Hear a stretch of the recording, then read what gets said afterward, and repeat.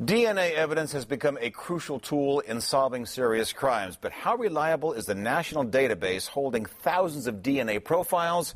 The I-Team's Dan Noyes has the results of a new audit that is critical of the Santa Clara County Crime Lab. Well, Terry, the answer is the DNA database is only as good as the information loaded into it by local crime labs, like the one in Santa Clara County.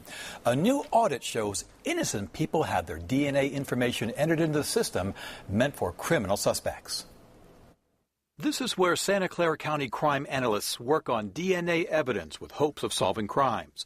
Once they create a DNA profile, they load it into a national database called CODIS, the Combined DNA Index System. The purpose of uploading DNA profiles is to try to identify perpetrators of crime. But not all profiles developed by a lab are supposed to be uploaded. It has to be relevant to the crime, or at least you have to feel that it's relevant to the crime, and also that it is from the putative perpetrator. Here's the problem. A U.S. Department of Justice audit found the Santa Clara County Crime Lab has shared DNA profiles it should not have shared. The DOJ looked at 100 DNA profiles the lab uploaded, and as a result of the audit, 44 profiles had to be removed from the national database, what the final report calls a large number of inappropriate profiles, and we believe the laboratory may have additional ineligible profiles. Before 2006, we concede that we entered a lot of profiles that we should not,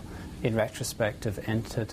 Crime Lab Director Ian Fitch told us before 2006, the FBI didn't give DNA labs proper guidance on what should and should not be uploaded into the database. But a third of the lab's mistakes occurred after 2006. The problem is that the guidelines that the FBI gave us, even in 2006, they're not completely foolproof, and they are open to some interpretation. Take, for example, a DNA profile lifted from a cigarette butt found in a park across the street from a homicide. Investigators thought the suspect could have smoked there. Can we prove that happened? No, of course not. But can we argue that the cigarette was from the putative perpetrator? Yes, I think we can. But in a park, though, where anyone could have walked and smoked a cigarette hours before. Well, that's absolutely true. But again, this is a murder investigation. We're trying to develop investigative leads. The lab had to take down the profile because there was no evidence the suspect smoked a cigarette in the park. Auditors also found a case where a man used a wig while committing a robbery. The crime lab found a woman's DNA on the wig, yet uploaded her profile to the database, even though they were looking for a male robber. Turns out the wig had been shown to a jury in the case, and the DNA profile could belong to one of them. With that type of error, you run the database, you get a hit, you say, oh, this woman was connected to the crime in some way, and maybe the police show up at her door asking her about it, and all she did was show up for jury duty. Michael Reicher is with the American Civil Liberties Union. He says the audit shows cracks in the DNA database that can lead to bigger problems. The types of mistakes that this audit uncovered are the types of mistakes that may mean that someone who is perfectly innocent could be connected to a crime, could face investigation, arrest, incarceration, even conviction.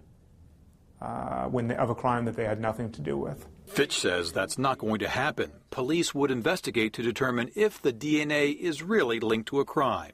But for Reicher, the police associating you with a crime is too much. It is a valid concern. However, I do believe it has to be weighed against the desire in society to develop investigative leads that could potentially result to the prosecution of very serious crimes.